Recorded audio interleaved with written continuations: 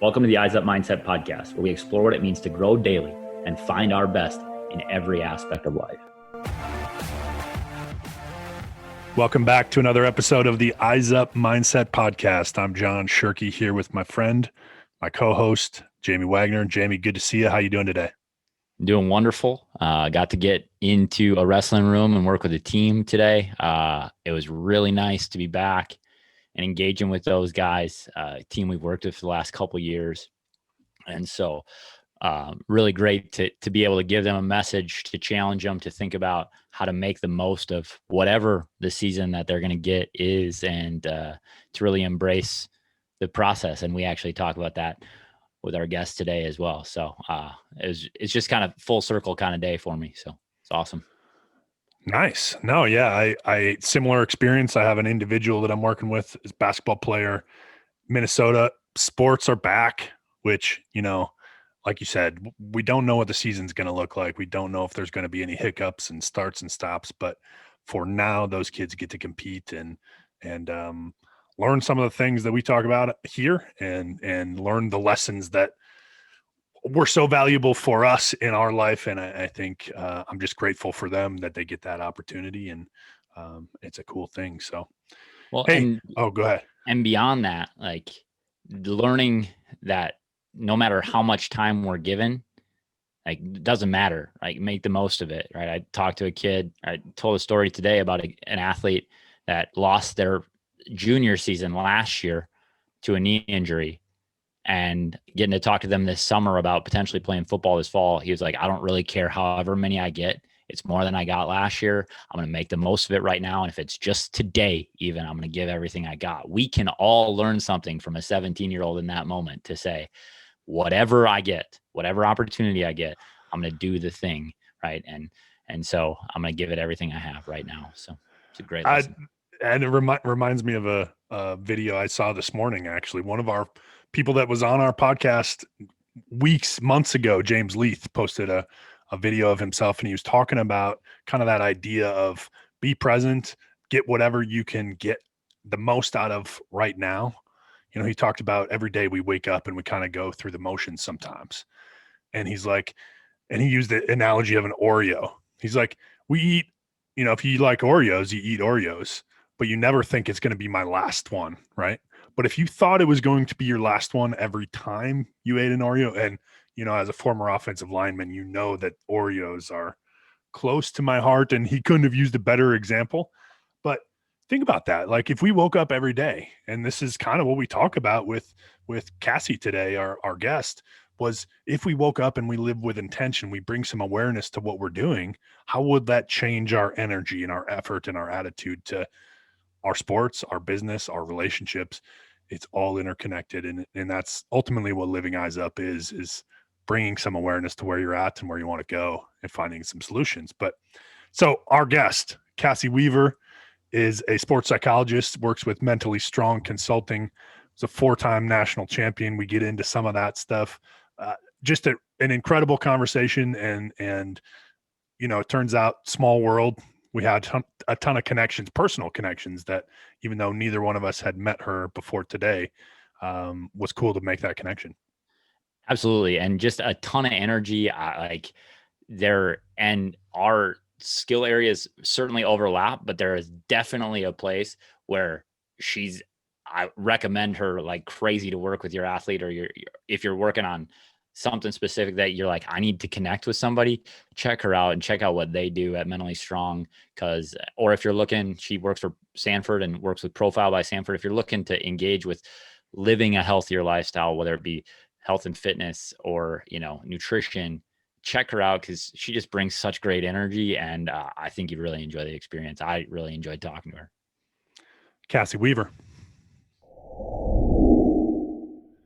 Cassie, welcome to the Eyes Up Mindset podcast. It is awesome to have you here, even though before we hit record, I'm still mad at both you and Jamie because there's a ton of good stuff. The world is so small, and we're excited to have you and hear all about those connections you guys have. So thank you for joining us today. Thanks for having me.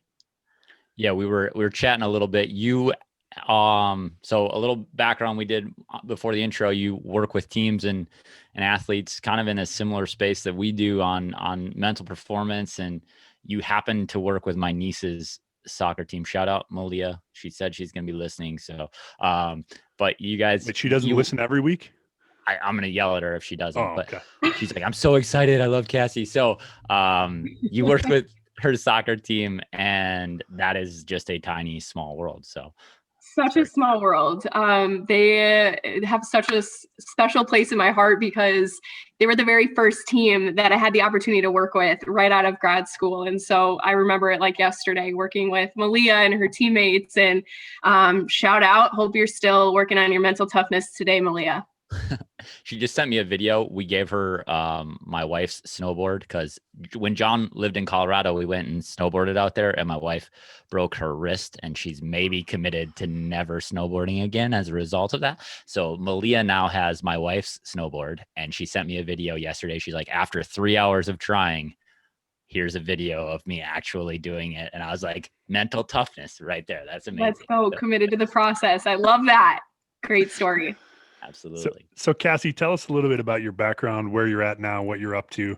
Take that absolutely. Any direction you want. Sure.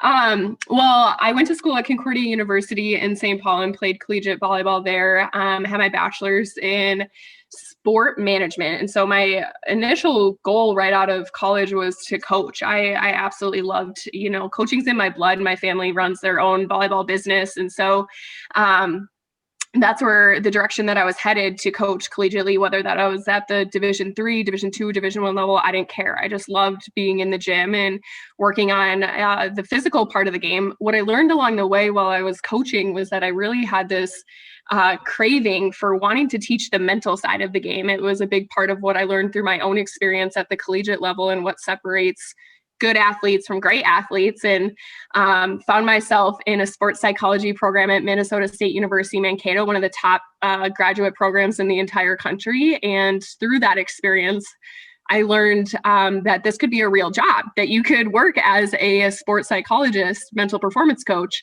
And so fast forward 3 years later upon graduation, I teamed up with my professor from graduate school, Dr. Sindra Kamphoff, and her and I together work with athletes across the country at the middle school level or the high school level or even the professional level and the collegiate level on building your mental toughness. It's such a dream job.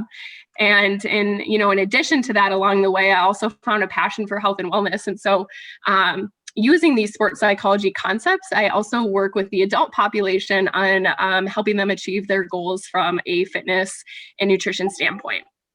That's awesome.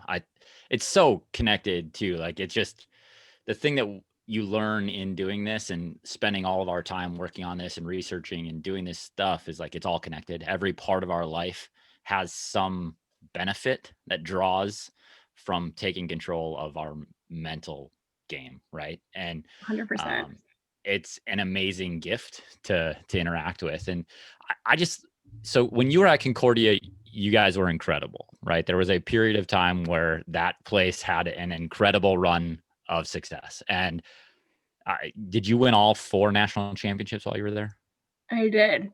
Mm-hmm. What is we played college football together at Bethel in St. Paul, and Sure. We were a part of some really good teams. We never did anything approaching that. However, what is it like to be a part of a group that is committed in that way? And what things do you take from that experience forward into what you do now? Yeah, I think you hit the nail on the head, Jamie, when it was, incredible.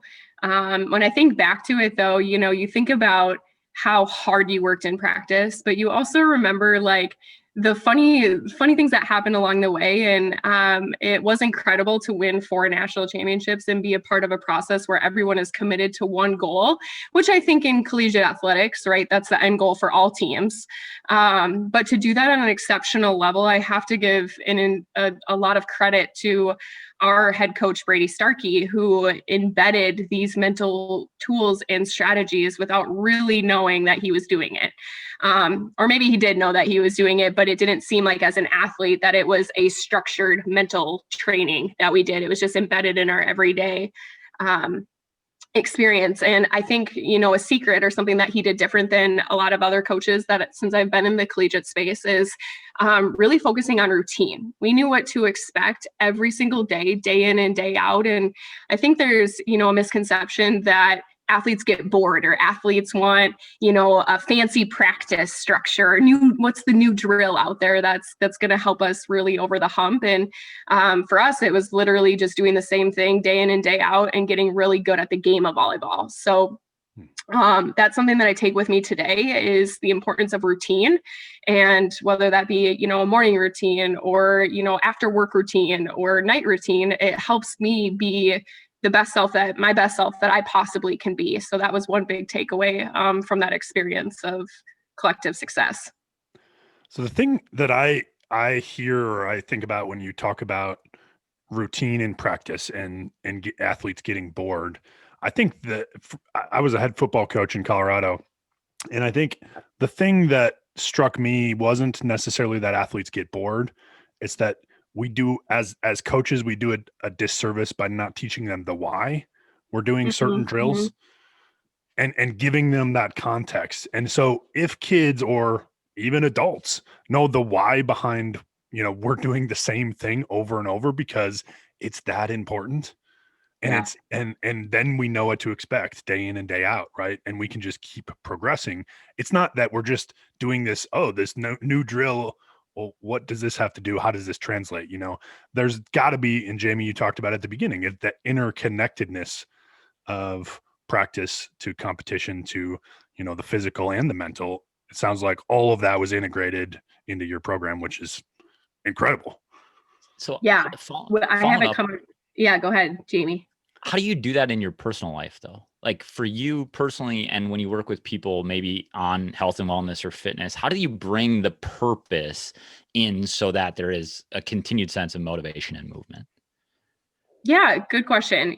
For myself, it's that accountability piece. And so I know that if I mess up my own routine, my success is my own fault. For other people, it really does, like you said, come back to the purpose of what is the sole purpose of you committing to a new process, a new routine.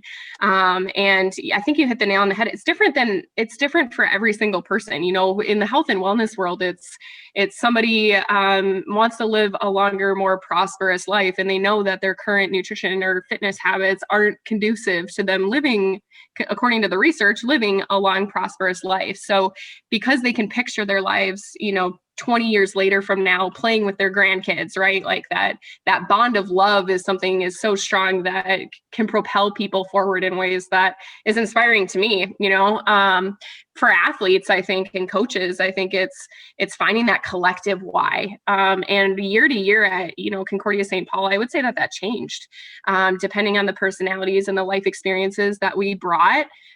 We kind of came together at the beginning of the season and said, like, look, this could go one or two ways. And our coaches were involved in that decision of like, we're either fighting for a national championship or we could just have a really fun season and, just do really fun drills and hang out together.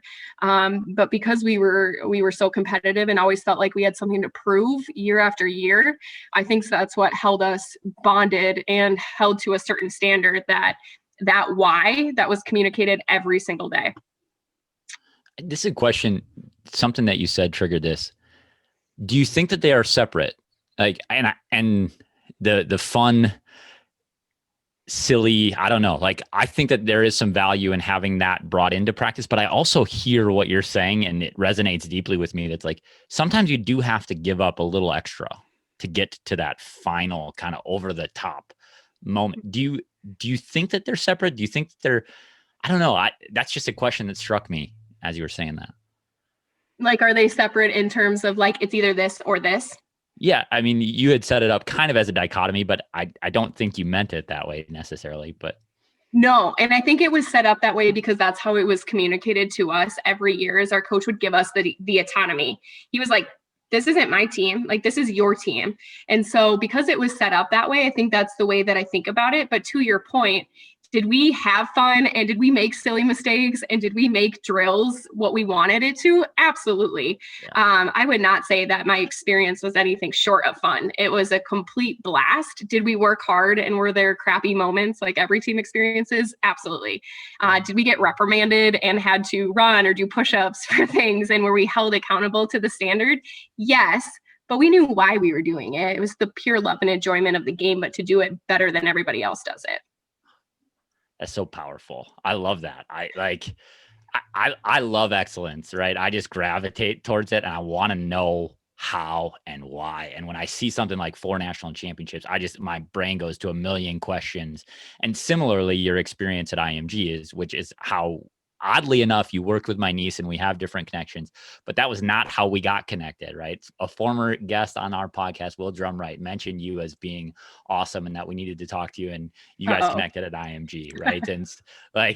And so you went from this experience as a 4-time national champion to IMG, where they're kind of developing the best of the best at the 16, 17, 18, 19-year-old level. How does that experience shape your thought process now? Yeah, great question. That was an experience of a lifetime, and to learn from people that do mental conditioning, in my opinion, better than most in the entire country was unbelievable. But how it shaped me today, when I think back to my experience, the main takeaway that I took from that is awareness is key. What we were training at the elite level is how to build awareness through, they have a vision training facility there where you work to your hand-eye coordination with these video games. It's unreal. You have to see it to believe it. But I actually got to go and do that. I spent a whole day there. Boy, I don't know. It must have been 6 or 7 years ago now. Just hanging out, and they showed me that, and it's like, boy, I learned very quickly that I was not an elite athlete. I was pretty good, and I'm pretty athletic, but there is several other levels. But sorry, go ahead. That was a cool experience. So true. That's so true. It took me an entire summer to really wrap my head around some of the equipment that they have. So like you said, John, it's hard to believe until you see it. But just little things like that, I think, is how it shaped me today, is remembering that, even if we don't have all of the tools that IMG Academy maybe has at our fingertips, that we still know the very basis of what they teach. And that's how your thought processes affect your performance. At the end of the day, that's as simple as we can get, is with the brain that you have and the mindset patterns that you have, how can we continue to build your awareness around that so that we can tweak and make changes and put you in uncomfortable situations that evoke a certain thought process that we want to rewire in a sense. And so I think that's something that I think about on a daily basis, is what do I do that's good? What do I really like about my routine and my thought processes on a daily basis? And what are some situations that I would like to challenge or change?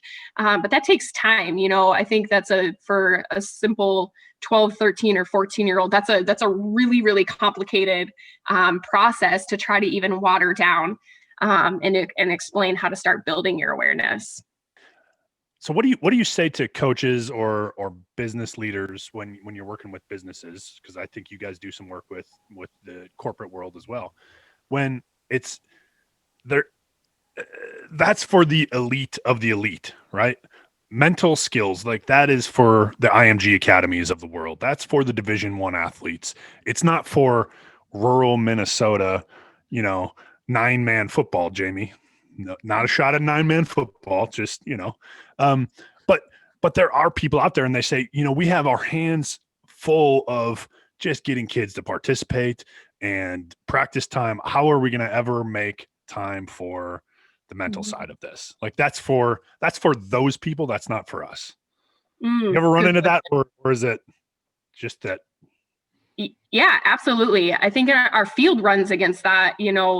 collectively at every single level of, again, even when you're working with the elite of the elite, how they have time for it. They can bring in a specialist, but for, like you said, someone that maybe can't tap into those resources or doesn't have this luxury, like, it's not that you can't do mental training. It just is about your approach of how you're going to embed it. I'm a firm believer that I think all coaches to a certain extent are mental skills coaches. They just don't know it. They're after this elite performance. They're after getting better every single day. And so to just pull a couple concepts such as building a routine or building awareness, I think a simple thing that all coaches could do is provide or have the athletes create their own sports journal. Such a simple idea, but putting it into practice is a whole nother story of commitment. But I think that, you could have so many different prompts to start the day, with a 5-minute journal session of, where are your thoughts today and what do you want to get out of practice and what kind of energy are you going to bring today? And then wrap it up with a 5-minute reflection time. I think that's just such a simple way that, all coaches could be able to build and help their athletes build awareness to go and then to look back at the story at the end of the year of this is where I started to this is where I am now. And to see that growth is just going to build your own confidence moving forward of continuing to do that. So that's just one simple idea to be able to bake into, I think, any sport. I love that. I think the thing that you've said now twice and in different contexts and not really the same thing was I have to check in, right? I have to check in with myself, not just at the beginning of the day, before a practice, before, and as business people, we can check in with ourselves the first 5 minutes we get to our desk and we sit down and say, what are the things that I need to do or want to accomplish today? What kind of energy am I going to bring today? I think that's an amazing piece of advice. And then to check back in and say, how did I do? When I was coaching, I was a head track coach in Northern Minnesota. We had just a scorecard at the end of each practice, 1 through 10, and the prompts, there were 6 of them that were constant or 5 of them that were constant and 2 that changed, so it was a score out of 70 every day. And how'd you do? Give yourself a score 1 through 10. And it was like the kids that committed to it and did it, they really felt like they could be honest with themselves after doing it. But that's that thing that takes time, right? It's that I need to check in with myself and I don't get to honesty until I've done it and practiced it because I don't want to admit failure on day 1 or day 7 because it's like, that's so frustrating. I failed and I screwed up and I don't want to do it again tomorrow because I don't want to feel this again. Wow, that's such a good point, Jamie, in terms of, not being okay with failing. And I like to frame failing as just a mistake, like, oh, whoops. We've been failing since we were toddlers. The first steps that we took, we weren't very good at. So just bringing that perspective back to an athlete, what's the big deal about failing? And why is it such a negative thing when we could turn it in such a positive way and really pave the path for, what I'm really focused on and what I'm learning about. Another thing that was interesting that you said is like, we don't check in with ourselves. And why don't we? It's because of the technology that we have from waking up till the end of the night. You're either talking to somebody or you're on your phone. And so it's something that I challenge a lot of athletes to do is the second that before you even pick up your phone, give yourself 10 seconds. That's all you need. 10 seconds of where am I right now? And I think of that process and we talk a lot in the lens of athletics, but I think of that even if you want to improve your marriage, right? Yes. And like it's the same process. How do I ask myself 2 questions about my effort today? What energy did I bring today? Right? It's just humble. I mean, it's convicting for me because it's just something that you're right. You don't take the time to do it, the intentionality, the awareness of it. And it can be so powerful and change so many things. And then the other part of it, I was thinking about my background in mental health and working in Sanford Health in the corporate world. Like, how would that change our week if we had our teams just sit down and even at the beginning of the week for 5 minutes? What energy am I going to bring today? What are the things that are potentially getting in my way right now that I need to let go? Like, man, 5 minutes doesn't take that long. It's just not. No, it goes by really fast. And I think the more that you do it, the more that you enjoy doing it, because you can really start to see your progress. One thing that you said is like the power of awareness. And the reason why I think it's so powerful is because once you're aware, then you have a choice. You can either continue on the path that you're on, or you can choose to do something different. But if we don't have this level of awareness, we're going to keep bringing the same effort every day, going through the motions and not really progressing. And I think every athlete, business leader, husband, wife, we're all after the same thing. And that's just, more connection and improvement really to the purpose of what we're doing. And that's like John said, it's convicting because no matter what, some days we're gonna end up giving ourselves a 2 or a 1 on that scorecard, Right. And what I think is really interesting, and this speaks to what you talked about, it becomes more engaging the more you do it. It becomes more exciting and more interesting the more you do it. I had a 7th grade athlete that ended up going to the state tournament for us. She was an exceptional runner for us, and she bought in full sail on the journal all the way from the very beginning. She gave herself a score every day, and then we had 2 questions along with that. And every time I picked up her journal, you turn the page and you're like, oh, the whole back page is also full. Uh-huh. And and it wasn't 5 minutes, right? It was 20 minutes. And wow. Now she's competing, with opportunities to compete for a state championship, and she's still in school and all that stuff. But she bought in, and then her buy-in, her leadership as a 12-year-old then communicates to the other people around her, this is an acceptable behavior. This is an acceptable action. We waste 5, 10, 15, 20 minutes all the time on stuff that is way less valuable. And a 12-year-old is showing the rest of our team, actually, when I do this, I feel better tomorrow because I took something away from today.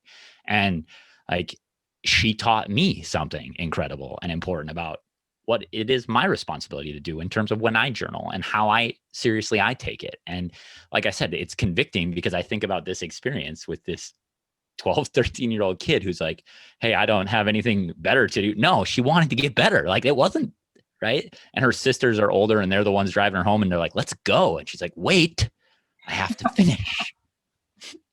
I like her sass. Yeah. She knows what's important. And what a great example, Jamie, of someone that, that you can do this. You don't have to be 16, 17, 18 years old to be able to sit down and journal. This is something that, 8, 9, and 10-year-olds can start to identify. And the sooner that they can identify and feel comfortable in that journaling space, man, like you said, it can take off and spread like wildfire.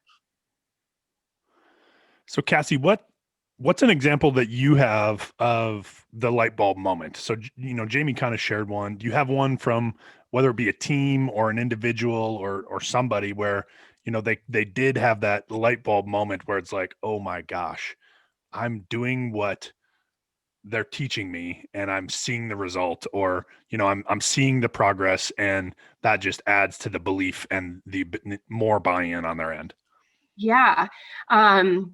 Specifically, I think I work a lot with gymnasts. I was actually a gymnast before I was a volleyball player. And so I can relate in a sense of, in gymnastics, the mind is a beast. There's a lot of fear that gets in the way of being able to do certain skills that, increasingly as you get older are just more dangerous. And so working with gymnasts, those aha moments come when you realize that your faith is bigger than your fear. And that's so conceptual, right? Like faith and fear are two concepts, not really tangible things. But when you can help an athlete identify, specifically what is this tangible fear, what is the worst case scenario, and just comb through it with them of what is the actual, they call them mental blocks in gymnastics. But when we can take that block and disintegrate it essentially, so that skills readily available for them again, is something that I think a lot of gymnasts wish they had that aha moment about. And it doesn't work in a perfect world every time. It takes a lot of commitment, but the aha moment happens through that imagery and visualization process. And so we've had a lot of fun with athletes, mapping out what is this like. It's kind of like an imaginable, you created your own dream in your head, essentially. And I know there's a lot of research behind imagery and visualization for athletes, but being able to create these unique scripts for gymnasts and for them to rep it out and to come back and say, I had more faith and fear this time. I had this inner belief in myself that, I wasn't going to injure myself, or, I wasn't going to for me as a gymnast, it was always, I'm going to die. But when you can say that that's not really a reality, or the chances of that are like 0.000001%, then it makes it a lot less scary. So, and then when you do it successfully over and over and over and over and over in your head, again, that's really what gives you the confidence to be able to do it. I think that you said, that I'm going to die thing. As a track coach, we talk about the wall all the time, right? I'm going to hit the wall. I'm going to fall apart. I'm going to fall over. I'm going to collapse, whatever it is.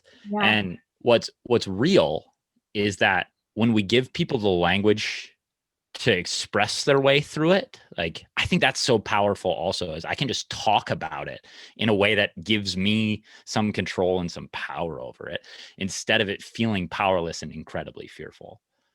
Great point. I think that's the same thing, right? In track, having that fear of embarrassment or getting injured or whatever it might be. The wall's visible in every single sport, probably to a certain extent.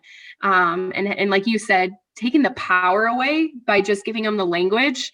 And once you have control, then you have confidence. And slowing it down, I think, can be really helpful as well for an athlete. And that was a good analogy. So how do we build those support systems where then athletes come, not athletes alone, right? It's athletes, it's husbands and wives, it's parents, it's business people. How do we build these support systems to say, instead of it feeling fearful to go and have someone help me or talk through this with me, it actually empowers me and triggers better performance in my life? Building support systems around mental skills training, your mental health, I think is the circle is becoming, it seems like, a little bit smaller, as well as the stigma is starting to diminish. I've noticed in the last, I would say, since I started my psychology program at Minnesota State. So within 6 years, it's been a tangible decrease in the amount of stigma around that. And, I would encourage parents, business leaders, coaches, tapping into resources such as, YouTube's a free resource, or Google, of just examples of athletes that are talking about it. Like, for example, if I were to type into Google about Simone Biles and what she does for her mental training, yes, she might work with a professional, but she breaks it down of, here's what I do, or here's what I focus on. And just to have these simple tools, or even articles or videos where athletes can hear what other athletes are doing, or business leaders can hear what other business leaders are doing to manage, these mental blocks that they might be having, and find that support. I think it's a great starting place, is to build your own knowledge of what tools are readily available and are free and easily accessible that I haven't even tapped into yet. I wish there was enough sports psychologists, mental health professionals, business consultants. I think every single person could benefit from essentially a life coach, someone to talk through these challenges with and help them grow. But to take ownership of that and to go out on your own and start the process of building your own awareness, I think is a great place to start. And there's a ton of free resources out there. So speaking of resources, and I would imagine we have a lot of similar books on our bookshelf, but what's something that you're engaged with, whether it be a book or a podcast or a blog or something that is challenging you right now that you're growing from?